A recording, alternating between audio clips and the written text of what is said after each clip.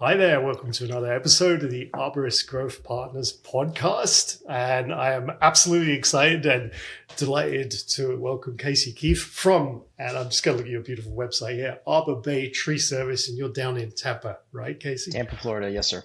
And we're just discussing the weather. How is it? It's nice today, but the day is young. It could turn any minute down here. Yeah, So yeah, we still got snow anyway.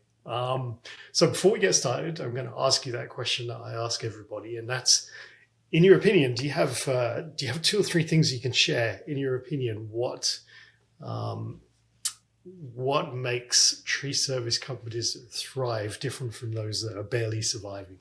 mm. Sure, yeah. So I would think the first to me is remembering that it is a tree service. And as part of the service industry, it's very analogous to hospitality or any other Mm, uh, role where you're offering support to people, and the person you're talking to is really the one you need to focus on. Uh, Prioritizing the client's goals, coming out with intent to serve the client, and even your employees, just putting mm, everybody first above your own needs. It's an important step to take if you want to be taken seriously in the industry. And I think those who come into their role knowing that they're serving others and intending to serve others in the best capacity possible, being ethical, being there for them, they're going to succeed far above the other guys.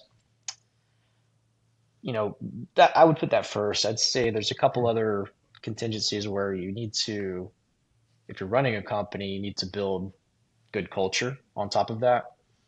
And probably two areas to focus on would be that culture of positivity and growth and getting everybody involved with the process at your company, and then also a culture of sales, really getting the crew, the office, every single person that wears your logo or your shirt or drives one of your trucks to just understand that they are part of the sales process, whether they like it or not. Really would take you a long way mm. in the industry. That's amazing. So focus on clients, focus on company culture, focus on sales. It's almost like a trifecta, the three that you need. That's it. Yeah. Sales is important. We always forget that, of course, because we're like what we do. We're so ingrained in the fun of what we do day by day. We often forget the sales aspect of it. And of course, if you don't have sales, you don't have a company. That's right. You're either Right? in any business, you're either in sales or you're in sales support, right? Yeah, 100%. Excellent. So I'll dig into some of those in a minute. How about yourself, Kacy? Where do you come from? What's your history? What are you up to now? Sure. So I'm in the greater Tampa Bay area. I grew up here. I went to, elementary through high school here, went to Hillsborough Community College and then University of South Florida. So sort of tenured in the area. My company Arbor Bay was started by my parents when I was finishing high school. That kind of corresponded to when we had some hurricanes up in Louisiana, and we were fortunate enough to be able to, both go help people, but also make some good money up there that bought some equipment for our company.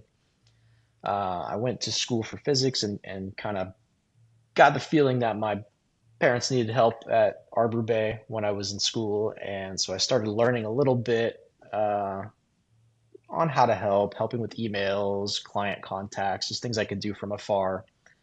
And then when I finished school, I kind of, you know, didn't have anything else to do, right? So I came into the office and started learning the intricacies Mm, of both running the business, selling the work, learning how to do arbor care. Uh, Started seeing that there room for improvement. Where we had a sales team that had no arborists, no certified arborist credentials. A lot of our revenue was in tree removal or big diameter pruning and cutbacks and just the typical big tree work that you would expect from a big machine company. Uh, I wanted to kind of morph that into more of a scientific approach. And so when I came aboard and really got my feet underneath me, the first thing I did was get my arborist license. And then from there, I started implementing new services such as plant health care, supplemental mm, support, going after clients for routine pruning and sort of not necessarily recurring revenue, but sources where we could visit the same client every year, every 2 years, every 3 years. And we started growing pretty quick after that. I got more into a sales front facing role from there while my parents kind of handled operations in the office. We went from, started the company $300,000 to now we're doing over more than 3 million a year.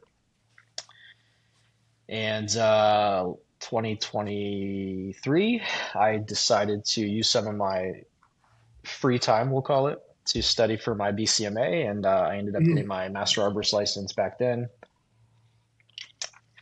More recently, my parents, my mom was having some health concerns, and my parents are getting, obviously up there in age, and so we worked out a plan where we kind of got hooked up with a lawn care company that wanted to grow their tree care division, and we ended up having them buy my parents' portion of the business out Mm. and retain me on to continue running Arbor Bay and eventually help them develop a bigger tree care company. So hopefully next time I talk to you, we'll be talking about Very trees cool. in the entire Southeast, not just Tampa. So, Yeah, that would be cool. So actually, that last part is almost like a joint venture, I suppose, mhm. or a partnership to help each other Yep. expand, which is huge. So were your parents originally in the industry, or is it just something they kind of went into? Yeah, my not really. No, my mom has an accounting background. She does some sort of consulting accountants Mm. for medical professionals, and my dad was a salesperson. He's Uh, it really grew up selling everything from meat to hospitality to being a sales manager. And so I think they noticed a gap in the industry where there may not have been so many professionals representing mm. tree care. And knowing that, seeing the opening in the market, I think they wanted to posture themselves as a more elevated version of a tree care company Mm. and show the neighborhood that it could be better. That's interesting because there's a definitely a theme as we talk to people where the a lot of the companies that we talk to and the people we talk to want to make that elevation Mm, of quality of service, even the amount that you charge as well, to be higher, sure. get rid of those people that are undercutting or Hmm. doing bad work. Seems to be a bit of a theme. But going from physics to tree work is interesting. I mean, in the same way that your parents went from something else to tree work as well. It's a little different. It's a little bit. There are physical systems we can apply to trees, but Yeah, right. the torque and the stress and the strain and the torsion. It's nice to know those terms, but really, yeah, completely different world. And I had no anatomy training. I Mm, came in really green, so to speak, and mm. just did a lot of self-study reading and relied on help from the city arborist and the Florida ISA and took as many classes as I could and learned as fast as I could. Yeah, yeah, learning as you go. So I guess when you came into the company and you didn't know anything at all, what was your first? I guess you were probably overwhelmed, but or maybe It was not. chaos. You know, Yeah, no, it was chaos. I mean, early 20-something-year-old with no business or arboriculture experience right? trying to come in and help a arborist company. Took some time to get grounded for sure. Hmm. But I try to be a fast learner. Uh, but yeah, first, so I guess to answer your question, first things I did, I tried to understand the flow in the office. Hmm. How does a client get a hold of us? What do we tell them? How long does it take for us to get out there? Uh, how do we sell the job? What does the price mean? What are the returns on the price? I tried to understand the office first. Mm. And so maybe that's where my experience differs too, because many arborists may come up cutting trees and doing the physical work first. Right, So I kind of started from the back end and worked my way towards the field. right. Was that where your parents wanted you to start, or was that something you just gravitated towards? I think I just kind of came in trying to fill whatever gap I could, Right, right? So right. where we needed help at the time and what I had capacity to help with Mm. was there. And I guess step one is understanding what's going on before you can really be of service. But eventually understanding that information allowed me to move more into a direct sales role, which I Mm. think is really where I shined and how I helped blow the business up. So when you came into the business and you were studying how it all fit together, were there any, I guess what the question is what were the immediate gaps that you saw that maybe your parents and people in the company were not seeing? I think saying that you're going to be more professional Mm. is one thing. And then representing that in the field and even on paper is another. So, um, first thing I wanted to implement is training, um, requiring the sales reps to become arborists. So, ISA Mm. certified arborists, uh, teaching the crew how to do things safely. I mean, enforcing protective gear. Some guys, if you're not looking, want to take their helmets off. Really focusing on safety training and overall that like customer experience. How we perceive ourselves is one thing, but how the customer in the outside world perceives us Mm. is just as if not more important. Mm-hmm. So I think the gap really was proving that we're better than the other companies, and why should people use Right. us? Well, we need to show off. That's how they're gonna know. Right. So, And I guess actually what you were just saying, what you see yourself as different to what a homeowner or a customer sees you as. And I was just thinking, do I want to see a guy in an old truck with a dirty old overalls, no protective gear, and a right. chainsaw, or do I want to see this professional crew?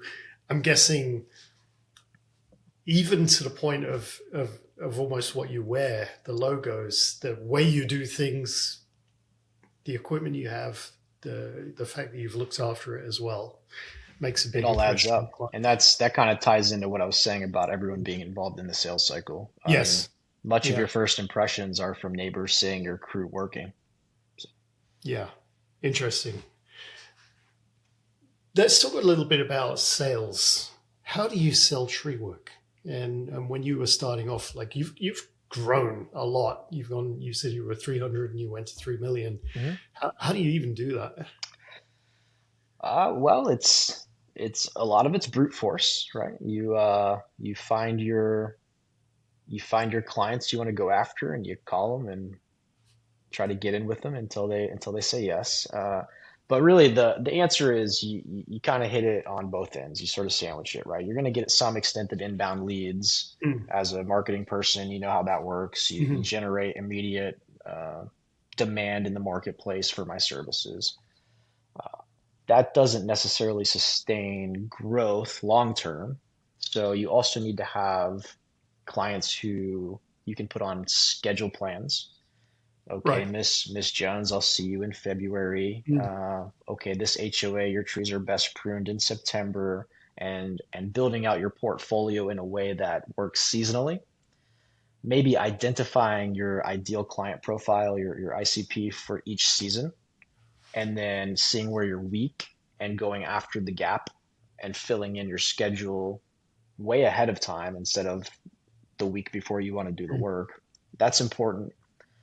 In Tampa, we around the time I'm talking about where I first got involved, the area was expanding significantly. The big development boom was happening. So one of my ICPs I wrote down was developers making Right. single family homes, basically uh, jobs that are going to take us a day or less with the equipment we have. I want to make X dollars. I need to find clients who don't mind paying X dollars, and we can get the job done in a day. Where do I find them? Going after those types of clients. Mm. I guess in summary, you kind of identify what kind of job you want, and then you go find it. Design your company, design who you're going to serve, figure out what those people look like, where they Right. live, what's their income, what kind of car they drive, what kind of home they have. I love the way that you were talking about the ICP because you don't hear that a lot in the tree service business. Yeah. And I'm And wondering it's going to if, be different for everyone. I mean, some sure, companies might yeah, want to do a thousand yeah. dollar prune job every day with two guys. Some might Mm. want to do nothing but removals. So Right. it's who you go after is important based on the way your company's set up. Right. And I think a lot of, at least my experience is a lot of the work that comes in is unplanned. Somebody phones up and Mm. they have a tree that needs to be removed, or maybe there's been a storm and something's down. Is there a way that you could almost leverage those customers into being return customers? Sure. I mean, so two things. The calls that come in unexpectedly, you can still almost trend that out and get an idea for, Mm. on average, every week we're getting plus or minus $40,000 of inbound leads. Okay, let's leave space on the schedule for that. You can kind of predict Right. that over a period of time. Right. Right. So Uh, data is important as well. Absolutely, yeah, or at least having some sort of like thought about it, like how much work do I need to add on top of what we expect to come in? You got Yeah. to know at least the basics of that Right. if you're going to sustain growth. But yeah, turning your inbound leads into repeat clients is certainly possible. I mean, part of it is just doing a good job. If it's a request for pruning and you come out Right. and you explain the benefits and your guys show up and do a good job, and Mm. the only thing that's left there that maybe some companies are missing once you show up and do a good job is clarifying next steps with your client. Okay, we finished your job. Thank you so much for your business. We recommend having this type of work done every 1, 2, 3, 5 years. Mm. Let's go ahead and set our next follow-up appointment. It'll be a free estimate. We'll be out here, April 20th of 2027. Does that work for you? So setting next steps, it would be important to get that one-time client into a repeat client, Mm. but also adding services to your repertoire that are recurring in themselves. Soil injections, Mm. palm tree trunk injections for diseases in Florida are a big one. Anything you can do on a cycle that's less than the typical 1 to 3 year pruning interval, just to remind Right. your client you exist and make some money in the meantime. That's a good opportunity as well. That's fantastic. I love the way basically what you're saying is always be selling That's it. in a good It's way. we yeah, and you Not have buy to my be junk. you have to be ethical about it, but yes, you always want to be selling. Exactly. Yeah. Yeah. So when Yeah. we have calls that come into the office and clients have problems or concerns, which uh, we're not immune to making mistakes, right? Sure. Yep. I have on the whiteboard that at the shop that we always want to keep our wits, right? WITS, keep your wits, Mm. and that's an acronym for with intent to sell. So Mm. so you're always selling, and you're always selling for the future, really, when you can. I'm gonna steal that. I like You that. can take it, take it. It's That's it's awesome. recording here though, so it's documented. I came up with it. That's right. It's all yours. That's fantastic. Um, Now, you mentioned client healthcare as well. Again, that's a topic that we talk about a lot, and people getting. I'm going to say, I'm rethinking now, but one-time jobs like tree removals. Of course, if you have your wits about you, it Yeah, could be something in the future. But plant healthcare is one of those reoccurring channels, I guess. What sure. else is there?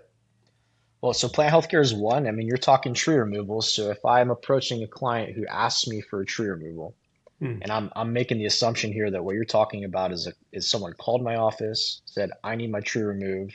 Please send someone to come give me a quote, right? Right. So if I come out there and the tree may not need to be removed, we'll mention that to them. Well, have you thought about keeping this tree? Uh, the answer might be no, I don't care. I want to take it out. That's what I want. Or the answer might be, wow, you're the first person that's ever said that to me. Everyone else said I have to Hmm. remove the tree. And so, depending on where you land in that spectrum from the client's response, you can maybe turn a tree removal into a prune Hmm. or a supplemental supporting job or some sort of different service that you can then come back to later. Yeah. Yeah. Or if it's a removal, you say, okay, well, sorry, here's a price. Sad to see the tree go. This is what we could do for you. Take the tree out, get rid of it, and then recommend replanting a new tree. I mean, that's something that will lead to future work. You sell the replanting, you sell the structure pruning of the new tree. put it on a Mm. 3-year monitoring program. So you make sure the tree grows up to be healthy and you can keep in touch with the client. So there's always a way to stay in touch. It takes effort. And I think it takes a little bit of thought. You're talking about programs. Right. So you're going to have to sit down.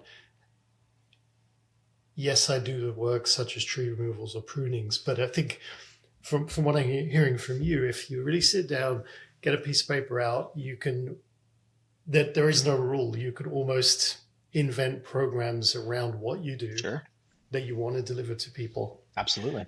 um, holistically, as part of your service. Upper canopy inspections. Hmm.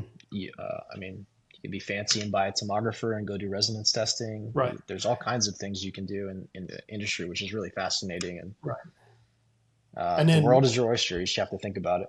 right. And that's your business right there. And that's also potentially your differentiator as well, Yeah. which I think is a big deal because, again, we speak to a lot of people that are worried about their competitors because they're doing the same thing, but they're undercutting them on price. Or, we've got 6 other tree service companies. They all have the same service within a 30-mile radius. What do we do about it? And that's tough. I mean, it depends on the market demand as well. I mean, the client has to want what Sure. you're selling, right? Right. So if you're in an Yes. area where Good point. it's only tree removals and big stuff cutting off of trees, and you could be the best educator in the business, but if the clients don't want that, then Mm. you're stuck competing against the other folks who do that Right. kind of work. And at that point, if you're almost in like a commodity sales, then you change your sales approach to make sure the customer's buying you as the sales rep, right? You Mhm. have to be the differentiator at that point. Right. But if you can Almost like diversify your services in a market that will accept those services and you can mm, do something no one else is offering, obviously that's the best bet. right. Otherwise, personal brand. Personal brand, Pretty much. yeah. And Show up when you say you're going to show yeah. up. Keep the Yeah. client informed. Dress like you care about yourself, so they think that you will care about them, right? Yeah. What was some of the what were some of the challenges and mistakes that you've made going from that 300,000 to 3 million? Oh, well, the biggest one that I'm dealing with now, I would say, is not really not knowing that I should be doing this at the time, but not documenting my processes. Aha. This is okay. This is interesting. Yeah, so I mean, I know how I go from 0 inbound leads today to still selling X dollars this week. Right. I know who I call. I know how to go milk the job sites. How do I explain that to someone else if I want to delegate this in the future? Right. Right. Not documenting from an early point in my career is leading me more recently to have to stretch my memory to remember what it was like, Mm, 15, 20 years ago when you didn't know everything. And it's difficult because there may be things we do in the sales process that are just natural now and we don't even right. realize it's happening. And how do you convey that to someone if you don't even realize it's something that you should be talking about? Mm, So tonality, inflections, timing, all these things that we do as part of our sales process now, that's just ingrained in us. Uh, Explaining that to a brand new rep who might be maybe a good climber but has never sold work before, I'm challenged by remembering everything that I need to tell them and putting a playbook together. I wish I yeah. would have started when I was learning it myself so I could have kept track of it along the way. And it's interesting.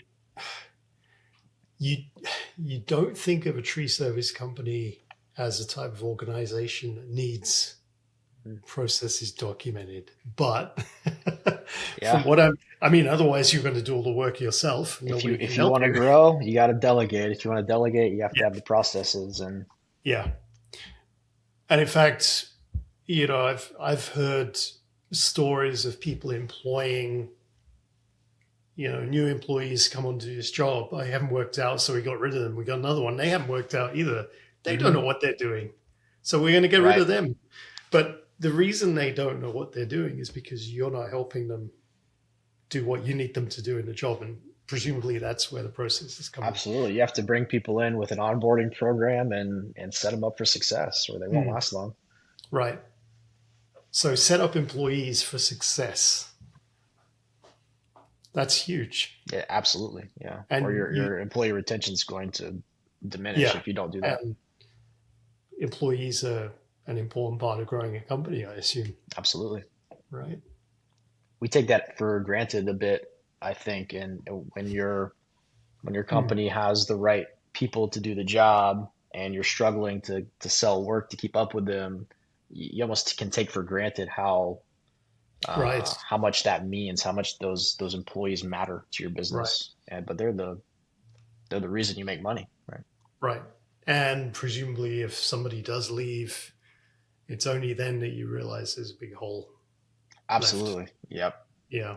And you gotta so and that probably tends towards another question you'll ask later, which is when we're thinking about growth Mm, and replacing ourselves and delegating things that we're doing now to others, you have to constantly maintain a bench, right?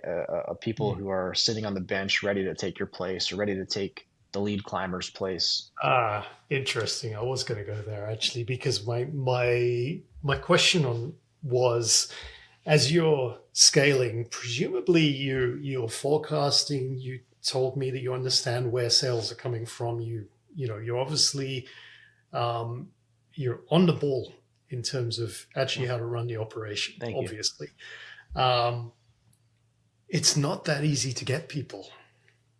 So Right. do you promote from within and then hire to replace?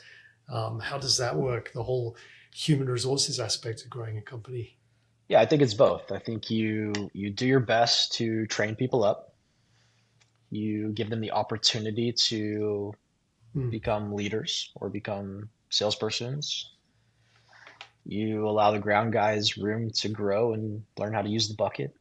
And if you're constantly, again, this goes back to putting the person first. If you're constantly putting your employees first and they know you have their best interests in mind and you're doing your absolute best to train them and give them opportunity, mm, it's up to them to take it at that point. sure, You get, what's the adage? sure, You can lead a horse to water, right? right.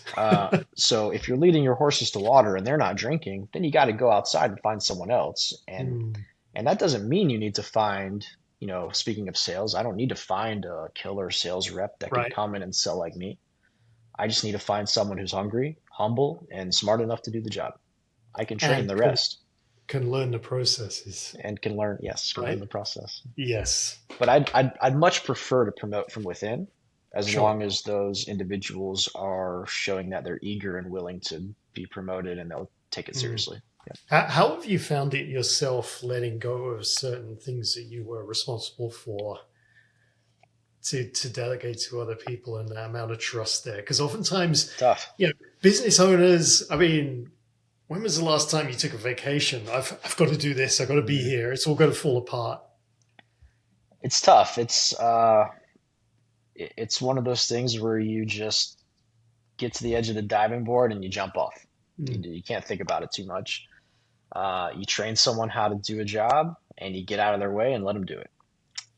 If it doesn't work out, obviously mm, tagging in the capacity to, again, have their best interests in mind and help them succeed. But it's tough. I mean, if we're speaking sales, that's money in the bank, right? If they're not doing things as effectively as I would do them, mm. I've got to bite my tongue a bit on my uh, expectations and correct the process and Right. make sure I'm giving them the right amount of attention and training them the right way without expecting too much of them. Mm. One of the who was it now? Somebody had a quote. I was in a conference and they were speaking and they said, um, if you have an employee that does 80% of what you do 100% of, that is still better than your Yeah, 100%. yeah, Right? Because otherwise it's just you. That's it. That's that Pareto's principle, right? 80-20 rule. So Yeah, if someone can basically, yeah, do your job 80% as well, delegate yeah, it. Yeah. yeah, I agree with that. And that's where it becomes hard. You have to be comfortable knowing that you're losing 20% efficacy over there, with a future site in mind that, okay, we're going to multiply this times X people and we're going to grow yeah. this business without me having to do everything. And was that growth, was that something that you sat down and you said, I am going to grow this company, or is it just something that it can't be something that just happens? Like we were speaking about before, if you're growing a company and you're up to $1 million, at some point you're going to have to get a CRM, Right. Yeah. Yes. Yeah. right? The guys For a doing job. $1 million on pen and paper is that's impressive. Good job to them. But yes, time to Yeah. upgrade. No, we didn't really think about it directly as company growth, Mm, or at least I didn't. I can't speak for my parents, but I looked at it more as a personal challenge of, what am I selling, or what am I now responsible for sales mm, with sales reps, and how much money am I bringing in as a result of my efforts? And that's more of a to me, that was more of a challenge and just to push my limits and see what I could do. It wasn't about right. growing the company, so to speak. But then, of course, when you sell work, you need to build out the support to get the work done. So it kind of goes Mm, hand in hand. So, mm. And I know, on your bio, you mentioned the word ethically, particularly cell work ethically.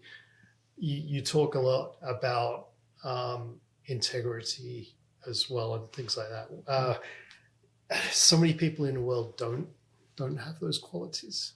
so they're hard to find. It's sad, but it's hard to Yeah. find. Yeah. So, what does that mean from the company perspective and the growth?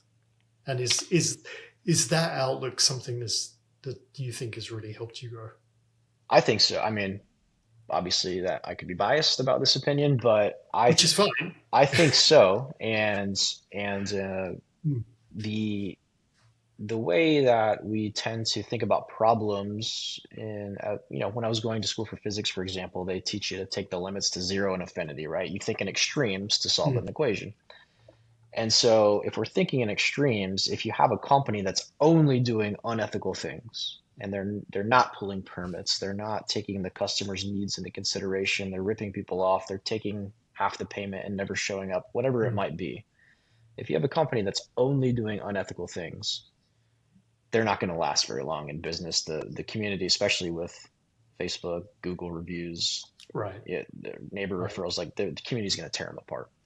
right. So on the other hand, if you do everything perfectly ethical and you take that to the extreme, maybe you lose some work occasionally from people who want to do the wrong thing.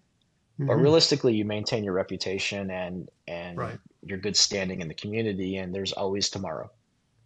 So I right. think being ethical is paramount to building a business, and it just allows the clients to trust that they're in good hands. And really, arboriculture can be kind of technical. There is a lot of jargon. There's a Mm, lot of technical terms for pruning that people may not understand, and that at the end of the day, they just have to trust that the person they're talking to is going to do yeah. the right thing.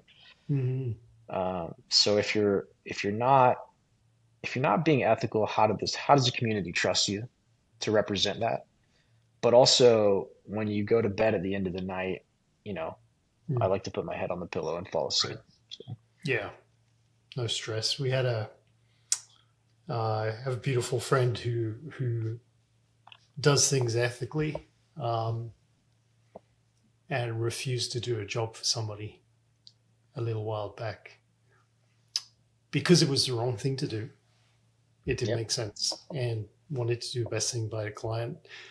They didn't do the work actually, but they gave them a 1-star review on Google Mhm. for not doing the work, which luckily the review was removed. But it really goes to show that sometimes you do the right thing doesn't always reward you. It doesn't, but again, over law of averages, right? Yeah, Over a yeah, 10-year period, uh, you're going to get one bad review for every 100 good yeah, reviews you get. exactly. So, Yeah, exactly. Yeah. What about? I'm curious in the Florida area, which I'm not that familiar with. What are some of the unique challenges that a tree service company has down there in terms of the work, in terms of the growth, as opposed to other areas in the US? So Florida specifically is, and this may be true in some other states, but it's an unregulated industry. Ooh, dig So into that a little bit.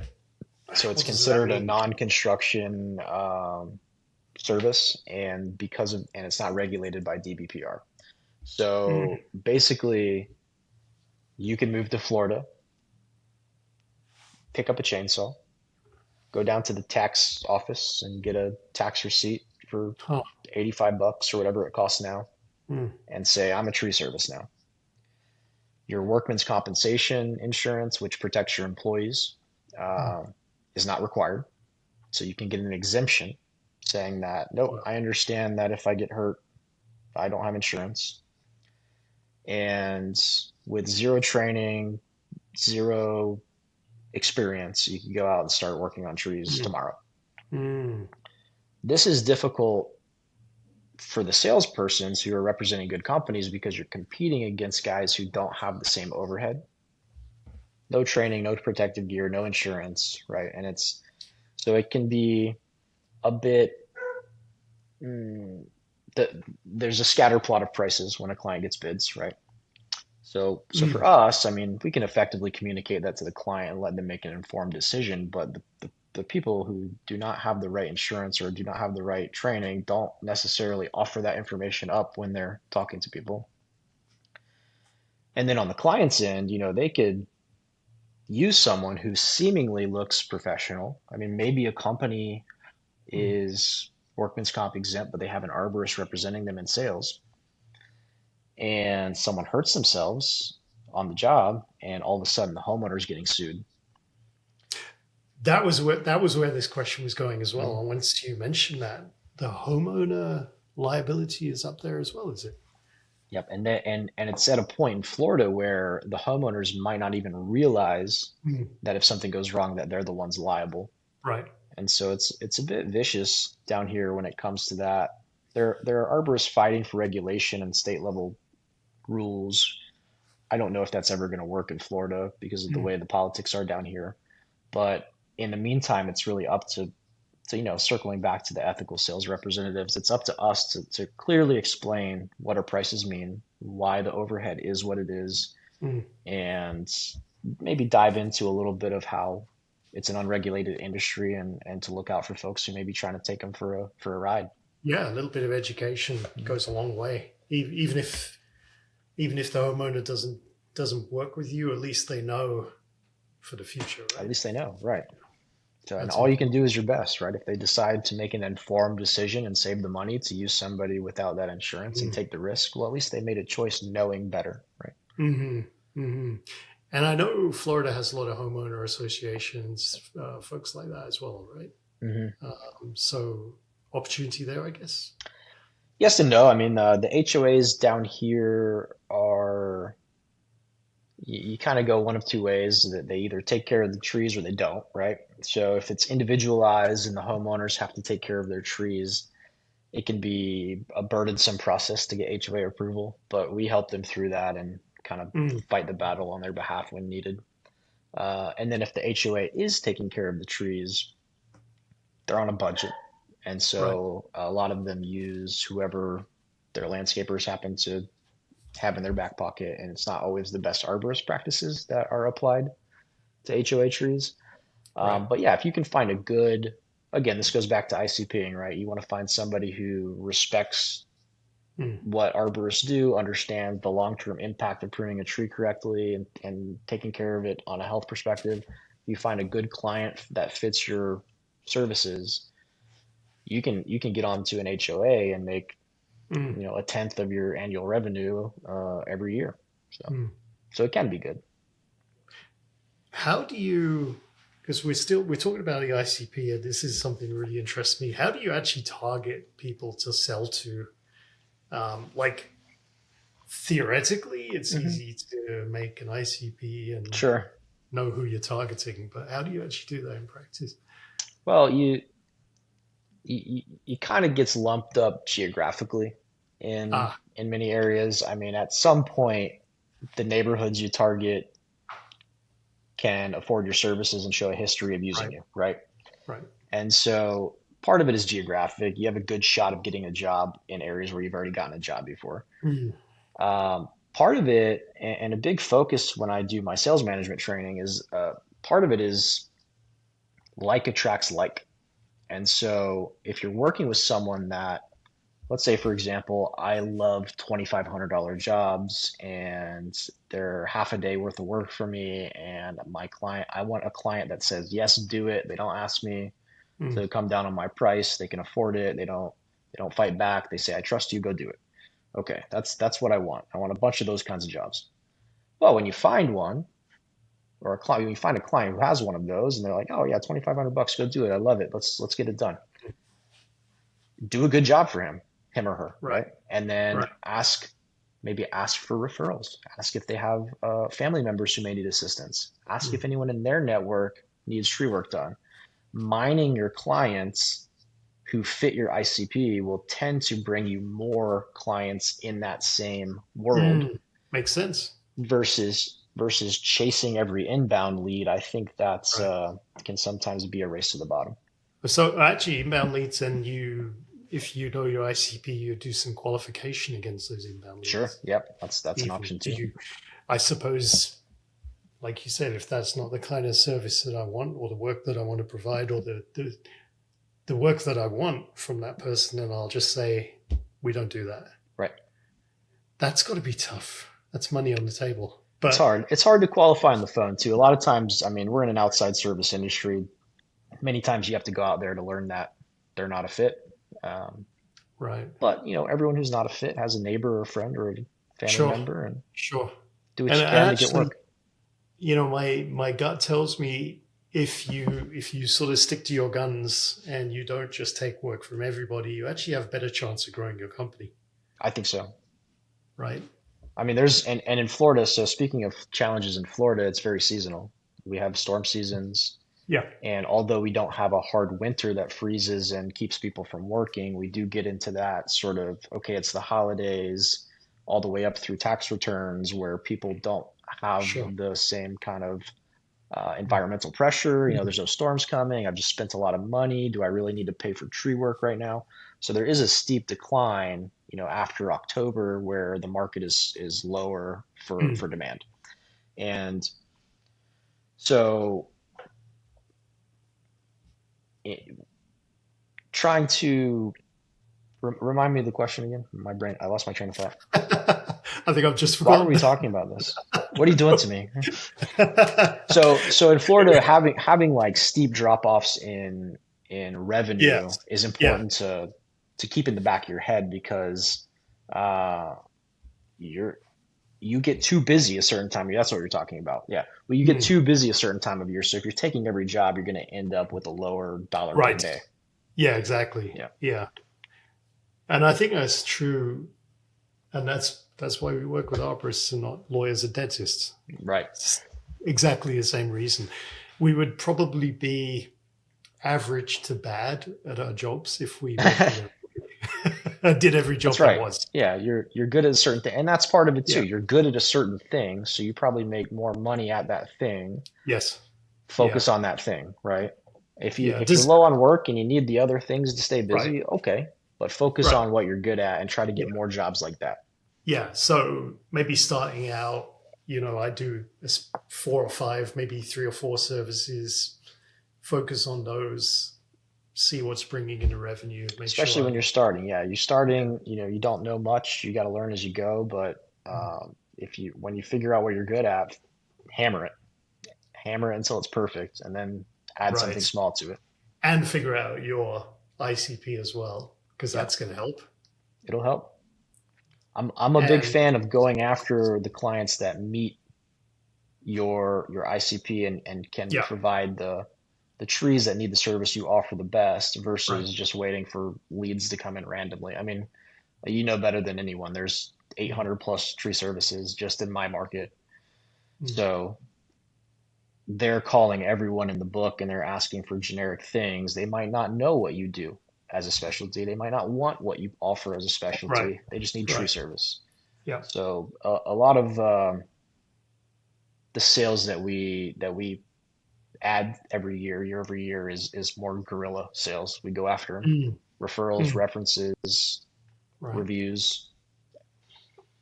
But you still have to work at those.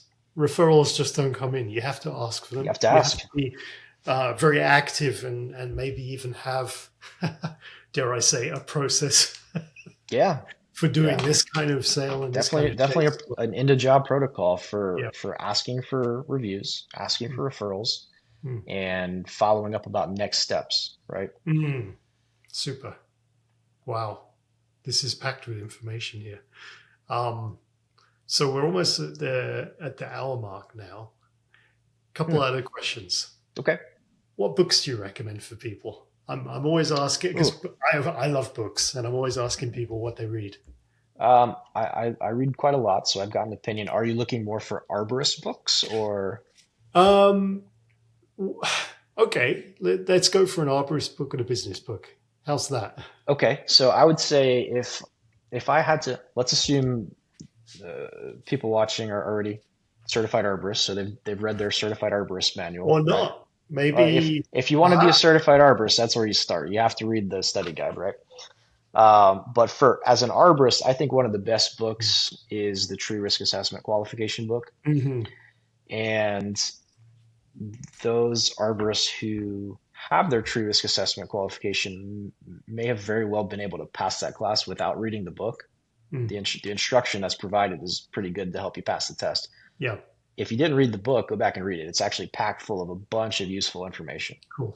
I try to reread that book once a year. Um, Business books, my business books tend to get split among leadership and sales.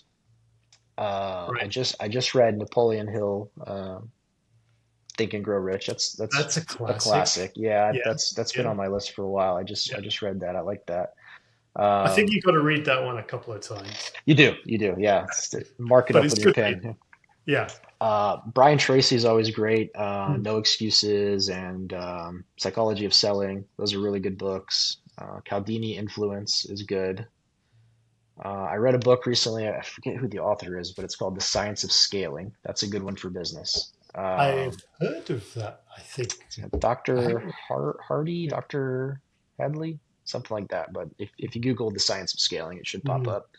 And that helps you really frame a problem, figure out how to, you know, tackle it in a way that rewires your brain to make it happen. Mm. So Mm. I like that book.